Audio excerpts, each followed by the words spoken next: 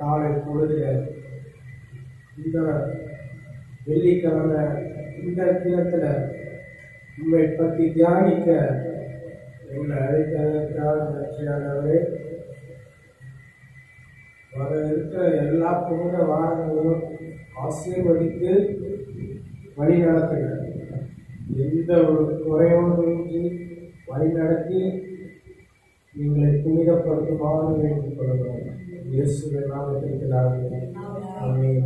ஆளுகை செய்யும் ஆவியானவரே, வழியாய் தந்தே பரிசுத்தமானவரே. ஆளுகை செய்யும் ஆவியானவரே, வழியாய் தந்தே பரிசுத்தமானவரே. ஆவியானவரே, என் ஆற்றல் ஆனவரே, ஆவியானவரே, என் ஆற்றல் ஆனவரே. ஆளுகை செய்யும் ஆவியானவரே, வழியாய் தந்தே பரிசுத்தமானவரே. இதையெல்லாம் உமதாகணும், பேச்செல்லாம் உமதாகணும், ஏவெல்லாம் உமதாகணும், பேச்செல்லாம் உமதாகணும். நாள் முழுதும் வழி நடத்தும், நாள் முழுதும் வழி நடத்தும். உம்மிருப்பம் செயல்படுத்தும், உம்மிருப்பம் செயல்படுத்தும். ஆளுகை செய்யும் ஆவியானவரே, வழியாய் தந்தே பரிசுத்தமானவரே. அதிசயம் செய்பவரே, ஆறுதலானவரே, அதிசயம் செய்பவரே, ஆறுதலானவரே. ஆளுகை செய்யும் ஆவியானவரே, வழியாய் தந்தே பரிசுத்தமானவரே. புனிதாக்கும் பரிசுத்தரே, புதுப்படைப்பாய் மாற்றும் ஐயா. உடைத்து விடும் ஒரு மாற்றம், உடைத்து விடும் ஒரு மாற்றம். பண்படுத்தும் பயன்படுத்தும் ஐயா, பண்படுத்தும் பயன்படுத்தும். ஆளுகை செய்யும் ஆவியானவரே, வழியாய் தந்தே பரிசுத்தமானவரே. அப்பாவை அறிந்திடணும், நெடுப்பாடு தாரும் ஐயா. அப்பாவை அறிந்திடணும், நெடுப்பாடு தாரும் ஐயா. மனக்கண்கள் ஒளி பெறணும், என் மனக்கண்கள் ஒளி பெறணும். மகிமையின் நற்சாரமே, என் மகிமையின் நற்சாரமே. ஆளுகை செய்யும் ஆவியானவரே, வழியாய் தந்தே பரிசுத்தமானவரே. என் ஆற்றல் ஆனவரே, ஆவியானவரே, என் ஆற்றல் ஆனவரே.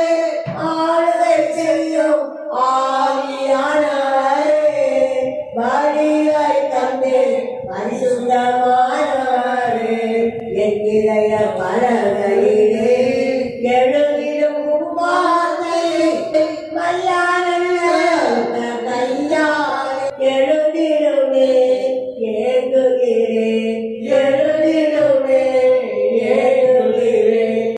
ஆளுகை செய்யும் ஆவியானவரே, என் இதய பலகையிலே எழுதிடும் உம்மாவே.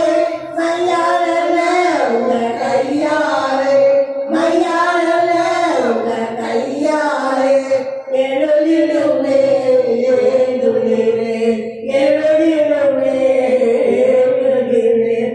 ஆளுகை செய்யும் ஆவியானவரே, வழியாய் தந்தே பரிசுத்தமானவரே. எதிரான அறங்களை நகர்த்தெறியும் அன்பின் வல்லவனே, எதிரான அறங்களை நகர்த்தெறியும் என் அன்பின் வல்லவனே. எதிரான எண்ணங்களை, எதிரான சிறைப்படுத்தும் கீழ்ப்படுத்தும் சிறைப்படுத்தும் ஆளுகை செய்யும் ஆவியானவரே பலியாய் தந்து பரிசுத்தமானவரே ஆளுகை செய்யும் ஆவியானவரே பலியாய் தந்து பரிசுத்தமானவரே ஆவியானவரே என் ஆற்றலானவரே ஆவியானவரே என் ஆற்றலானவரே ஆளுகை செய்யும் ஆவியானவரே பலியாய் தந்து பரிசுத்தமானவரே.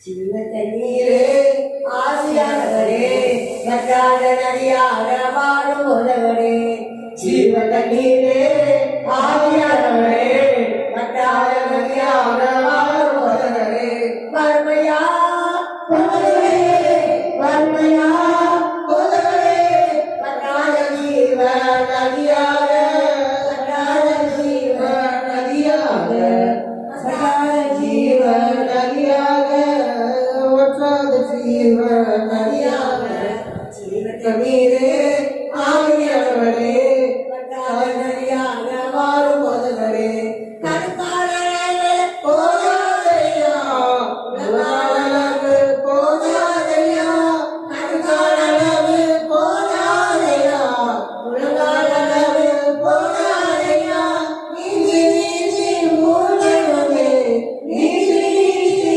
மூலமே இதரே மலர்ந்து மகிழனுமே இதரே மலர்ந்து மகிழனுமே பரமையா போலே பரமையா போலே வற்றாத ஜீவ நதியாக வற்றாத ஜீவ நதியாக ஜீவத்தண்ணீரே ஆவியானவரே வற்றாத நதியாக வாழும் ஒருவரே போகும் இடமெல்லாம் ஆரோக்கியமே சாயும் இடமெல்லாம் பரிசுத்தமே போகும் இடமெல்லாம் ஆரோக்கியமே சாயும் இடமெல்லாம் பரிசுத்தமே செய்யும் இடமெல்லாம் ஆறுதலே செய்யும் இடமெல்லாம் ஆறுதலே செய்யும் இடமெல்லாம் செழிப்புதானே செய்யும் இடமெல்லாம் செழிப்புதானே வறுமையா பொருளே வறுமையா பொருளே வற்றாத ஜீவ நதியாக நீரே ஆவியானவரே வற்றாத நதியாக வாழும் பொருளே ஜீவத்தண்ணீரே ஆவியானவரே வற்றாத நதியாக வாழும் பொருளே வறுமையா பொருளே வறுமையா பொருளே வற்றாத ஜீவ நதியாக வற்றாத ஜீவ நதியாக கருத்தாளவே போராதையா முழங்காலளவு போராதையா கடிகாலளவு போராதையா இடுப்பு அளவு போராதையா நீதி நீதி போடுமே நடந்து நடந்து மகிழனுமே அப்பா நடந்து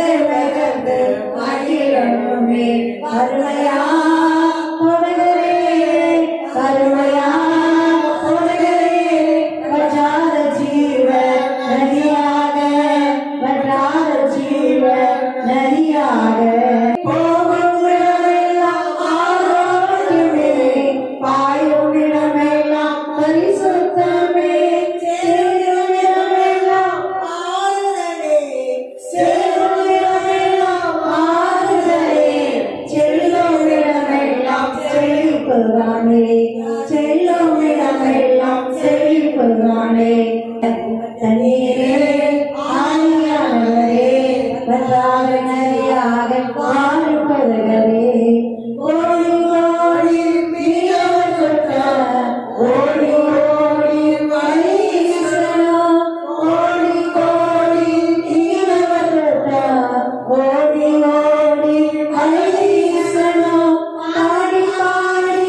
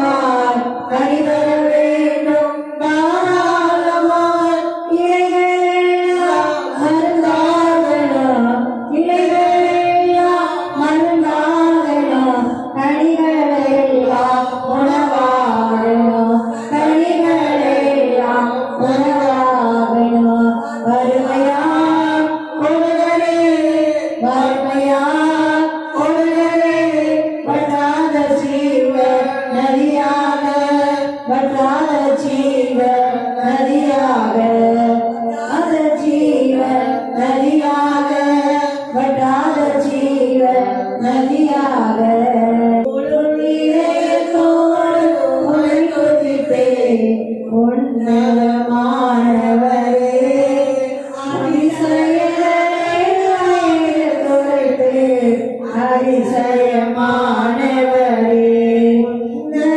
உன்னதமானவரே என்னுடையம் நீதானே உன்னதமானவரே என்னுடையம் நீதானே உயர்த்துகிறேன் வாழ்த்துகிறேன் வணங்குகிறேன் உம்மை போற்றுகிறேன் உயர்த்துகிறேன் வாழ்த்துகிறேன் வணங்குகிறேன் உம்மை போற்றுகிறேன் இதயத்தோடு உம்மை துதிப்பேன் உன்னதமானவரே அதிசயங்களை எடுத்துரைப்பேன் அதிசயமானவரே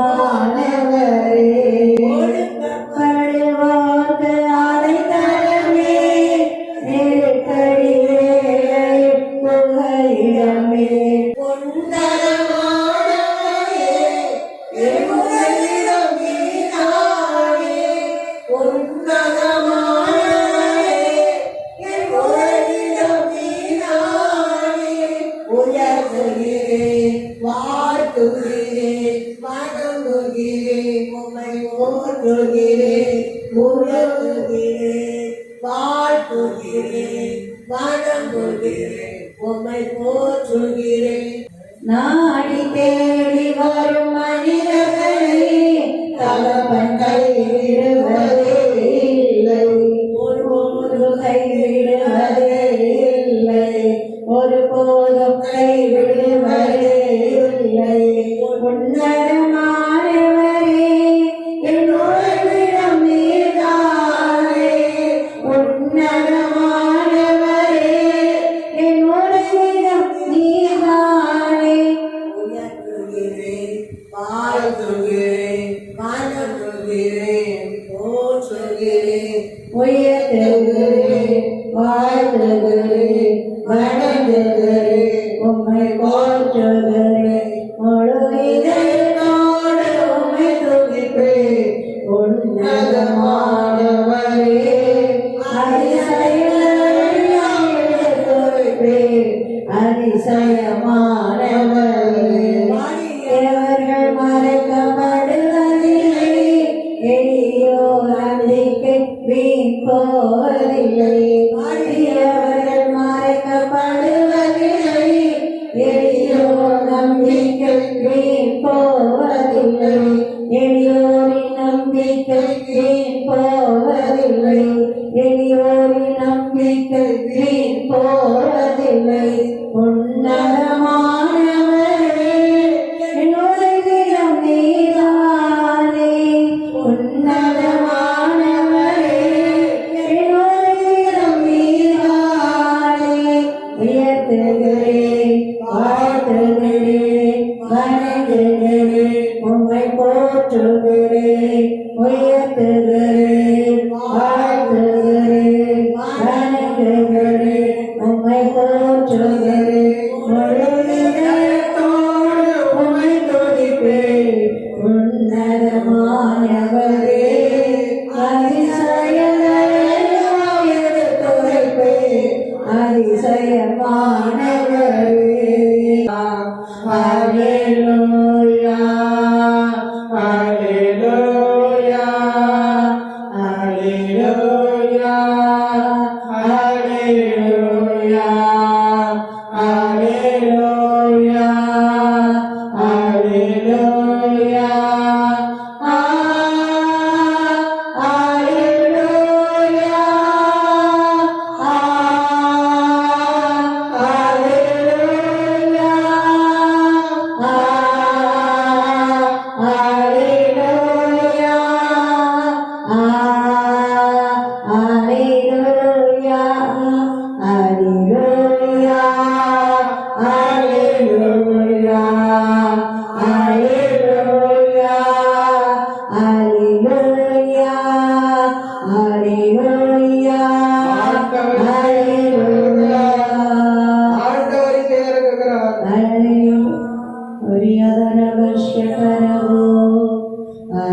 Hallelujah.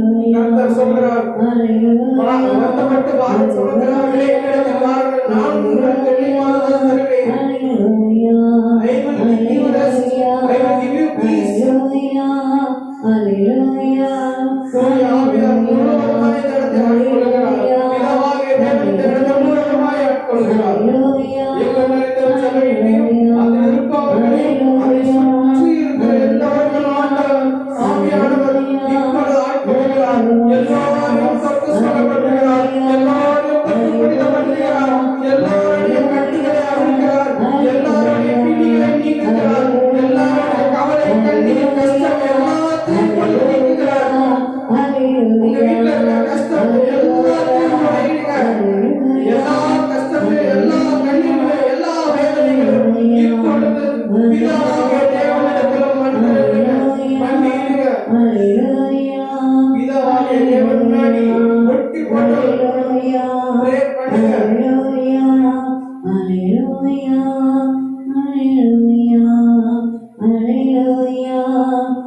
யோவான் 11:40 படி நீ விசுவாசித்தால் தேவனுடைய மகிமையை காண்பாய். நீ விசுவாசித்தால் உன்னுடைய கட்டுகள் அவிழ்க்கப்படும். நீ எத்தனை கட்டு கட்டிக்கிட்டு நீ எவ்வளவு கஷ்டப்பட்டு இருக்க, இப்பொழுது விசுவாசி. இப்பொழுது கேளு ஆண்டவர்கிட்ட. விசுவாசத்தோட கேளு. உன் விசுவாசம் உன்னை ரட்சித்தது, உன் விசுவாசம் உன்னை காத்தது, உன் விசுவாசம் உன் பாவங்களிலிருந்து உன்னை மீட்டது. 12 வருஷமா ரத்த போக்குல கஷ்டப்பட்டு அந்த வைராக்கியத்துல என்னால முடியும் அந்த விசுவாசத்துல she was rooted in her faith. அதனால she came to see Jesus. அவளால பார்க்க முடியல, கூட்ட நெரிசல்ல என்னால அவரை பார்க்க முடியலனாலும் பரவாயில்ல, அவருடைய ஆடையின் ஓரத்தை தொட்டால் ஆகிலும் எனக்கு சுகமாகும் அப்படின்ற ஒரு நம்பிக்கையில அவர் கூட்ட நெரிசல்ல அவருடைய ஆடையின் ஓரத்தை தொடுகிறார். தொட்ட மறுநொடி அவளுக்கு அந்த 12 வருடமாயிருந்த அந்த ரத்தப்போக்கு சரியான உடனே ஆண்டவர் கேட்கிறார், யார் என்னை தொட்டது? நான் தான் தொட்டேன் ஆண்டவரே. உன் பாவங்கள் உனக்கு ரட்சிக்கப்படும், உன் பாவம் உனக்கு மன்னிக்கப்பட்டது, உன் விசுவாசம் உன்னை காத்தது, நீ சுகம் பெற்றுக்கொண்டாய். நான் பாவின்னு சொல்லிட்டு அங்கேயே உட்கார்ந்துட்டு இருக்காங்க. வாங்க, நோய் இல்லாதவனுக்கு எதுக்கு மருத்துவமனை? நோய் இருக்கிறவங்களுக்கான மருத்துவமனை. நான் பாவம் செய்யாதவனுக்கு எதுக்கு கடவுள்? பாவம் செஞ்சவனை மீட்கிறவனுக்கான கடவுள். நான் பாவைகளை ரட்சிக்கவே இந்த பூலோகத்துக்கு வந்தேன். பாவைகளை ரட்சிக்கவே இங்க வந்திருக்கேன்.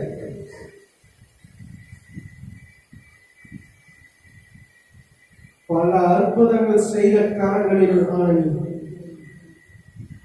பல புதுவை செய்த காரணங்களில் ஆணி. அவருடைய தூய உடல்ல ரத்தம் பீச்சிட்டு வருது, ரத்தம் சொட்ட எல்லாத்தையும் பொறுமையா தாங்கின. என் பிள்ளைங்க ரசிக்கப்படலுமே, என் பிள்ளைங்க பாவத்துல விழுந்துடக்கூடாது, ஐயோ என் பிள்ளைங்க எந்த ஒரு சிற்றின்பத்துக்கும் போயிடக்கூடாது, பிசாசோட பிடிக்கு போயிடக்கூடாது, அத்தனை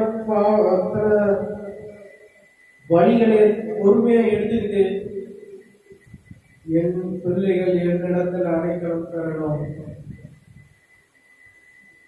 ஒவ்வொரு அடியும் விழும்போது ரத்தம் பீறிக்கிட்டு வரும்போது அந்த தாயின் மனம் எந்த அளவுக்கு வேதனைப்பட்டிருக்கும். ஐயோ என் புள்ள அடி வாங்குறாங்க, அவங்க மன நிலை முழுவதும் உருப்படைந்து போயிருக்கும். எந்த ஒரு தாயும் தான் மகனை அந்த ஒரு நிலையில பார்க்கறதுக்கு எந்த தாயாலும் முடியாது. எந்த தாய்க்கு அந்த மன திட்டம் இருந்திருக்காது.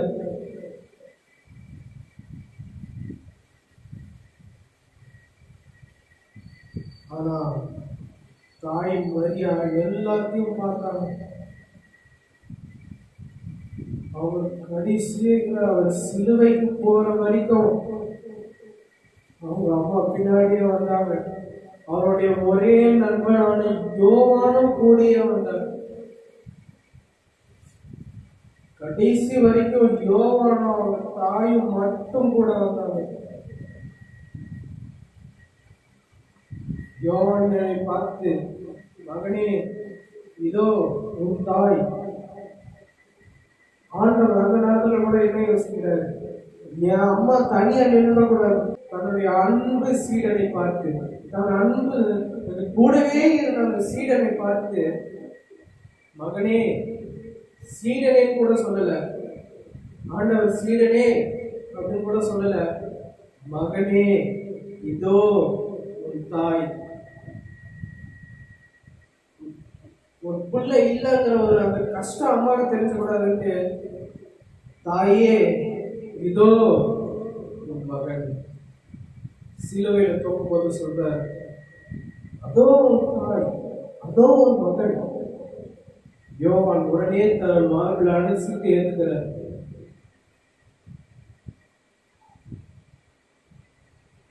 எந்த அளவுக்கு பாசம் வந்தா சீடனும் கஷ்டப்படக்கூடாது, தாயும் இருக்காதுன்றதுக்காகவே 2 பேரையும் ஒன்று சேர்த்து வைக்கிறாரு.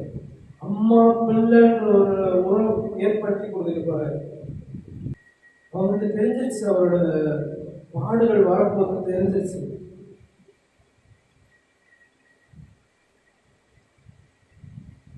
அவருக்கு நல்லா தெரியுது, கண்டிப்பா என்ன சித்திரவதை பண்ணுவானுங்க, என்னை அடிச்சு சாவடிப்பானுங்க, என் உடம்புல இருந்து ரத்தம் பீறிக்கிட்டு வரும் அப்படின்னு ஆண்டவருக்கு முன்கூட்டியே தெரிஞ்சிருக்கு. இப்போ யோசிச்சு பாருங்க, தெரிஞ்சு வர டெத்துக்கும் தெரியாம வர டெத்துக்கும் வித்தியாசம் இருக்கு.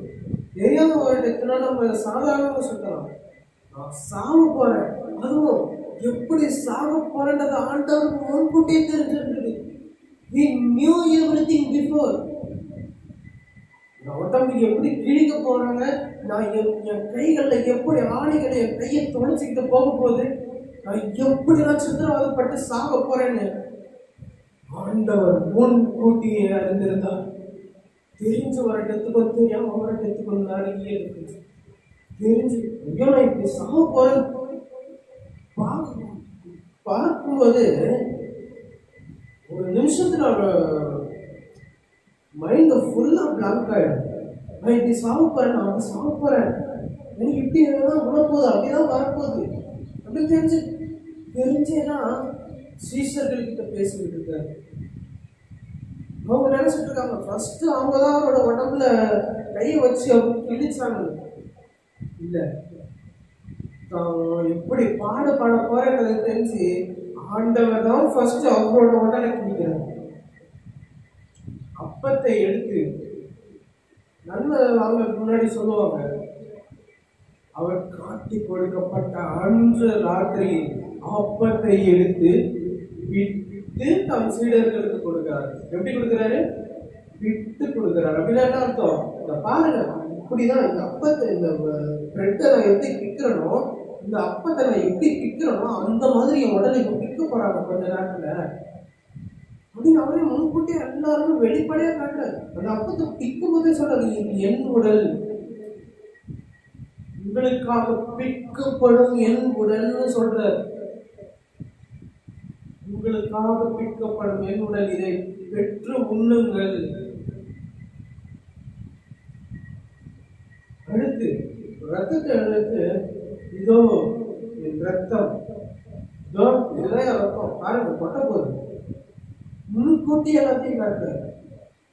இதை பெற்று பருகுங்கள், ஏனெனில் இது நிலையான உடன்படிக்கைக்குரிய என் ரத்தத்தின் கிண்ணம்.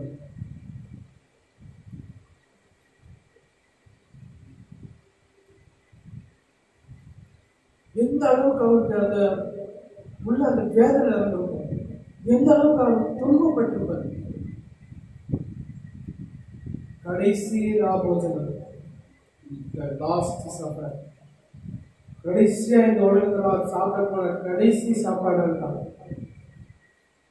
அதுக்கப்புறம் அவருடைய பாடுகள் தொடர்ந்து போகுது. எவ்வளவு நிந்தைகள், எவ்வளவு அவமானங்கள். அங்க இருந்த சோல்ஜர்ஸ் ஒவ்வொருத்தரும் அவர் முகத்துல துப்பி இருப்பாங்க, அடிச்சிருப்பானுங்க, அரைஞ்சிருப்பானுங்க, கணத்துல தூய தலையில அந்த முள்ளான கிரீடத்தை வைக்கிறாங்க. வச்சது மட்டும் இல்லை, வச்சு அழுத்தும் போது அந்த வலி, அந்த வேதனை, கண்ணீர் எல்லாத்தையும் பொறுமையா தாங்கிட்டு இருந்தாங்க ஆண்டவர். நம்மளால இருந்தா என்ன பண்ணியிருப்போம்? அசமா போட்டோம் சொல்லியிருப்போம். ஆனா ஆண்டவருக்கு எதுவுமே பேசல, அவர் வாங்கியே தரல. He don't open his mouth for a word. ஒரு வார்த்தை அவங்க அவர் நினைச்சிருந்தா அவர் எவ்வளவு வல்லமையானவர்னு நமக்கு நல்லா தெரியுது. அவர் நினைச்சிருந்தா ஒரு வார்த்தை அப்படி சொல்லியிருந்தாலும் காலி ஆயிட்டு போனாங்க. ஒரு வார்த்தை அப்படி சொல்லியிருந்தாலும் காலி, அடுத்த செகண்ட் காலி. ஆனா அவர் எதுவுமே பேசல. ஒரு வார்த்தை அவர் வாயில இருந்து வரல. அவ்வளவு பொறுமை, அவ்வளவு தாழ்ச்சி, தன்னை தாழ்த்திக்கிறார். தாழ்மனை என்னன்னு அவர் காட்டுகிறார். வசனம் சொல்கிறது, தன்னை தாழ்த்துகிறவன் உயர்த்தப்படுவான், தன்னை உயர்த்துகிறவனும் தாழ்த்தப்படுவான். நீ எந்த அளவுக்கு உன்னை தாழ்த்திக்கிறியோ அந்த அளவுக்கு ஆண்டவரே உன்னை படிப்படியா உன்னை உயர்த்துவார். ஆண்டவர் அப்படி தன்னை தாழ்த்தி ஒரு வார்த்தை பேசுறார். அவ்வளவு அன்பா கரிசனையா சிலுவையில தொங்கும்போது சொல்றாரு, இவ்வளவு பண்ணிட்டானுங்க, பிதாவே இவர்களை மன்னியும் தாங்கள் செய்கிறது இன்னாது என்று அறியாதிருக்கிறார்கள். எவன் வாயில இருந்து இந்த வார்த்தை வருமா? ஒட்டவன் நார் கிழிச்சு எடுத்துருக்கானுங்க. சதை கிழிஞ்சு வந்திருக்கு, எலும்பு தெரியுது, ரத்தம் சொட்டு இல்லை உடம்புல. ஒரு மனுஷனை உயிர் வாழ வைக்கிறதே அந்த ரத்தம் தான். சொட்டு இல்லை உடம்புல ரத்தம், எல்லாம் கிழிஞ்சு தொங்குது, எல்லாருக்கும் படியுது. அப்ப சொல்றாரு இந்த வார்த்தையை, பிதாவே இவர்களை மன்னியும் தாங்கள் செய்கிறது இன்னாது என்று அறியாது இருக்கிறார்கள்.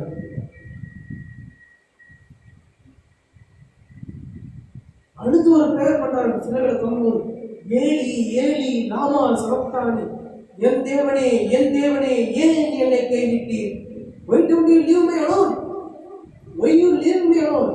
ஏன் என்னை விட்டு, ஏன் என்னை கைவிட்டீர்? அந்த மன்னிப்பின் தன்மை அந்த நேரத்துல கூட அவருக்கு இருக்குன்னு போது ஆச்சரியமா இருக்கு. ஓட்ட அடிச்சு வெளுத்திருக்கானுங்க, இங்கேயும் அங்கேயும் அலை கழிச்சிருக்கானுங்க. ஏறதுக்கும் பிள்ளாத்துக்கும் மறுபடியும் கூடுதலாக போயிட்டு வராது. அணுக்கழிக்கப்படுறாரு. ஃபர்ஸ்ட் ஆண்டவர் அணுக்கழிக்கப்படுறாரு. முதல்ல அந்த பிரதான ஆசாரியர்கிட்ட ஆண்டவர் காயபா கிட்ட நிற்கிறார். அவங்க விசாரிச்சுட்டு அதுக்கப்புறம் அண்ணா கிட்ட அனுப்புறாங்க. அவரும் கொஞ்சம் விசாரிச்சுட்டு பிலாத்து கிட்ட வராங்க. பிலாத்தை கொஞ்சம் விசாரிக்கிறான். பிலாத்து கிட்ட வந்து மறுபடியும் எங்க போறான்?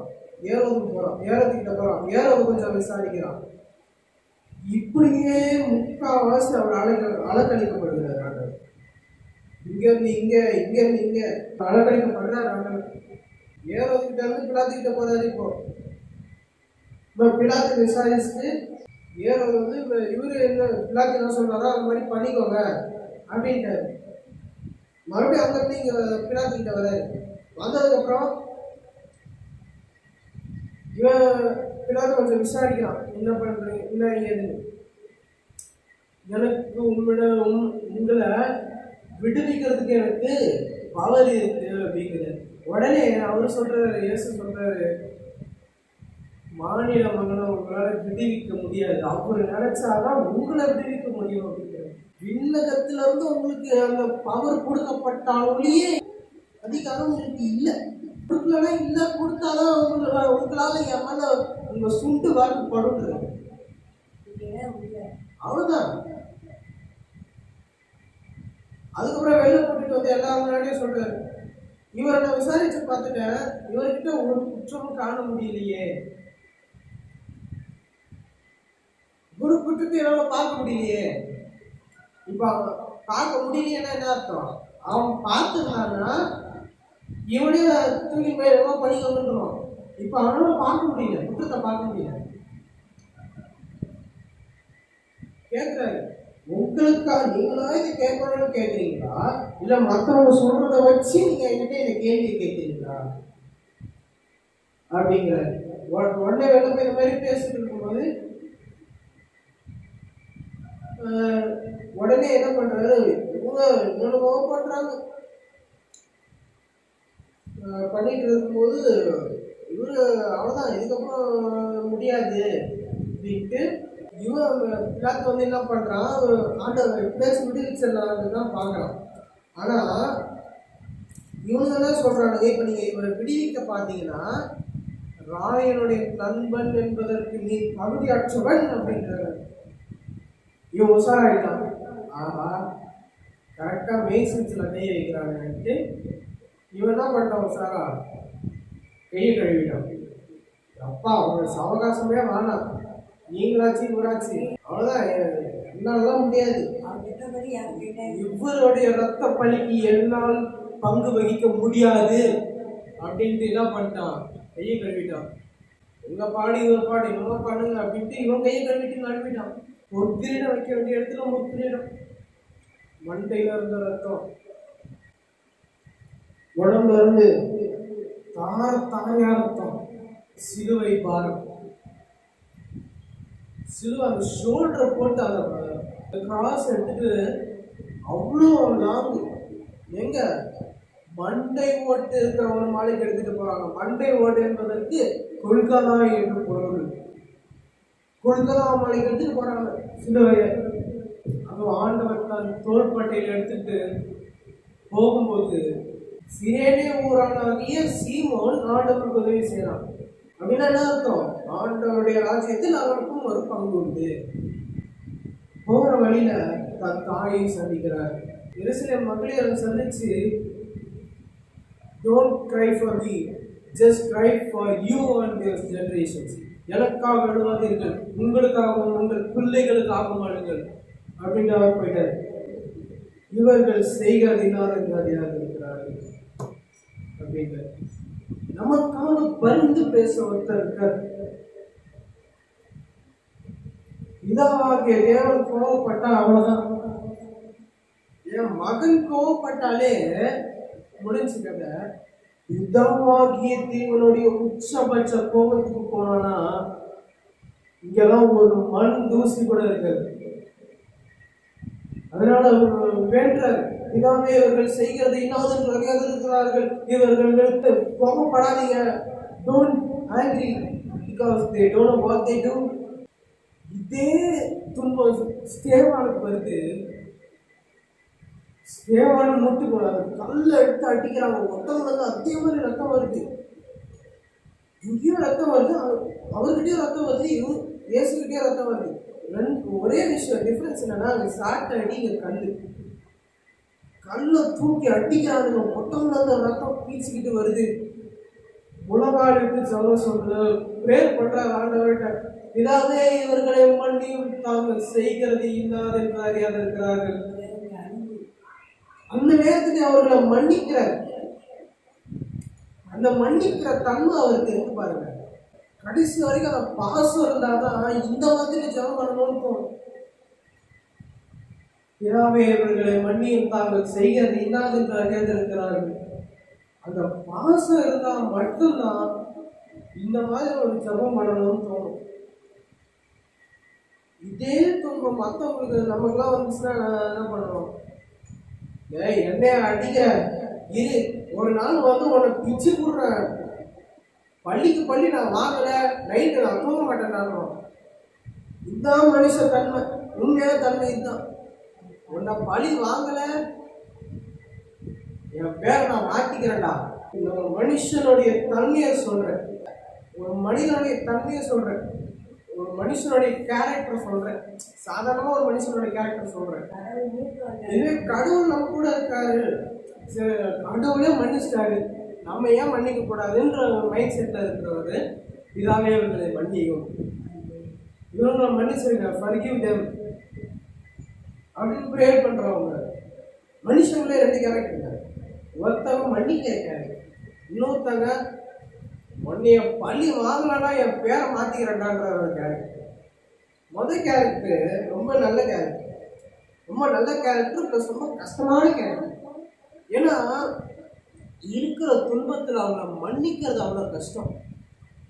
ஏன்னா நம்மளை அவ்வளோ கஷ்டப்படுத்திட்டு இருக்காங்க, நம்மளை அவ்வளோ புண்படுத்திட்டு இருக்காங்க, நம்ம உடம்புல காயங்களை ஏற்படுத்துறாங்க, நம்ம மனதளவுலேயும் நமக்கு காயத்தை ஏற்படுத்துறாங்கன்ற போது மன்னிக்கிறாங்க நமக்காக வேண்டுறாங்க அப்படின்னும் போது அது ஒரு பெரிய இதுங்க, பெரிய ஒரு தியாகம்.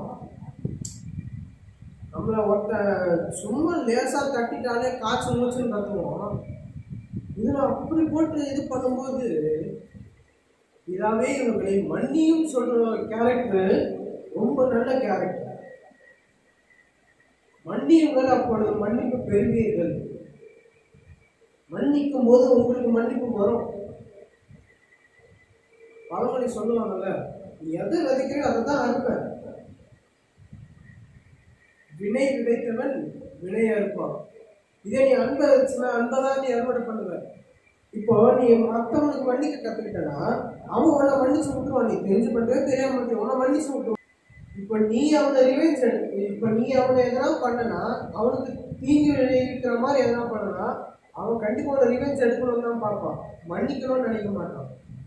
அவன் தெரியாம பண்ணியிருப்பான். நீ வேணும்னே பண்ணிட்டான்னு நினைச்சிட்டு நீ அவனை எதனா பண்ணணும்னு நினைச்சனா, அடுத்த வாட்டி நீ தெரியாம பண்ணியிருப்ப, அவனுக்கு எதனா தெரியாம பண்ணியிருப்ப. நீ வேணும்னே பண்ணன்னு நினைச்சிட்டு என்ன பண்ணுவான், ரிவெஞ்ச் எடுப்பான். இது அவன் பண்ண சின்ன தப்பா இருக்கு, தெரிஞ்சு பண்றான் தெரியாம பண்றான், அது ரெண்டாவது. செய்த தப்ப மன்னிக்கிறவன் தான் மனுஷன். செய்த தவற மன்னிக்க கத்துக்கிட்டவன் தான் மனுஷன்.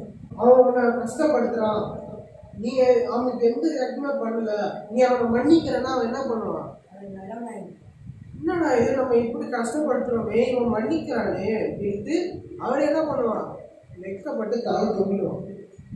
சார் இவ்வளோ நல்ல மனுஷனை போட்டு நம்ம அடிச்சிட்டோமே அப்படின்னு அவனுக்கு உள்ள உறுத்தல் இருக்கும். இவ்வளோ நல்ல மனுஷனை போட்டு அடிச்சிட்டோமே, நல்ல மனுஷன் ஆயிடுவான், மன்னிச்சிருவான். மச்சான் சாரிடா தெரியாம வச்சிட்டேன்டா அப்படின்னுவான்.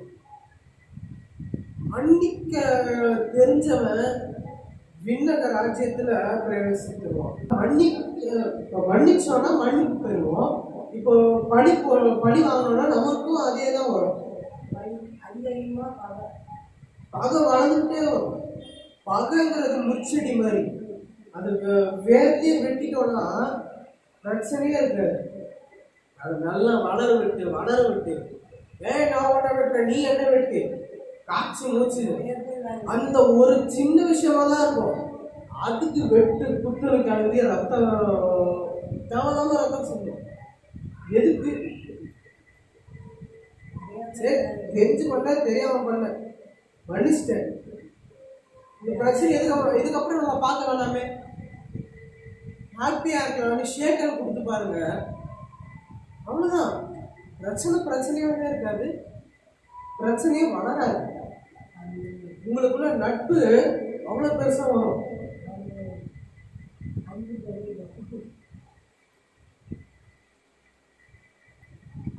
ஒருத்தன் எந்த அளவுக்கு அன்பை விதைக்கிறானோ அன்பதான் அறுவடை பண்ணுவோம். ஆண்டவர் நமக்கு அதைதான் கற்பிக்கிறார். சொல்றாரு பாருங்க, ஒருவன் உன்னை வலது கணத்துக்கு அழைத்தால் அவனுக்கு நீ மறு கணத்தையும் காட்டு. ஒருத்தன் உன்னை ஒரு மைல் தூரம் கூட்டிட்டு போறதுக்கு வாக்குவாதம் பண்ணினால் அவனோட இரண்டு மைல் தூரம் நீ நடந்து போ அப்படிங்கிறாரு. இதுதான் மன்னிப்பின் தன்மை. அவர் இந்த மாதிரி பண்ணு அப்படிங்கிறாரு. இதுக்கு என்ன அர்த்தம்னா மன்னிக்கணும்னு அர்த்தம். ஒரு கணக்கு காமிச்சிட்டா ஒரு கணத்துல அடிச்சிட்டானா இன்னொரு கணத்தை காட்டினா என்ன அர்த்தம், மன்னிச்சு விட்டுன்னு அர்த்தம். அவன் ஒரு மைல் தூரம் கூட வாழ ஒன்று பிடிச்சிருக்குன்னு வரானா 2 மைல் தூரம் போறேன்னு சொல்றாங்க, அது மன்னிக்கிற தன்மை. மன்னிக்கும் பொழுதுதான் ஒன்ன ஒருத்த மன்னிப்பான். இல்லை நான் மன்னிக்க மாட்டேன், ரிவெஞ்ச் தான் எடுப்பேன்னா அது ஓத்தாலே இருக்கு.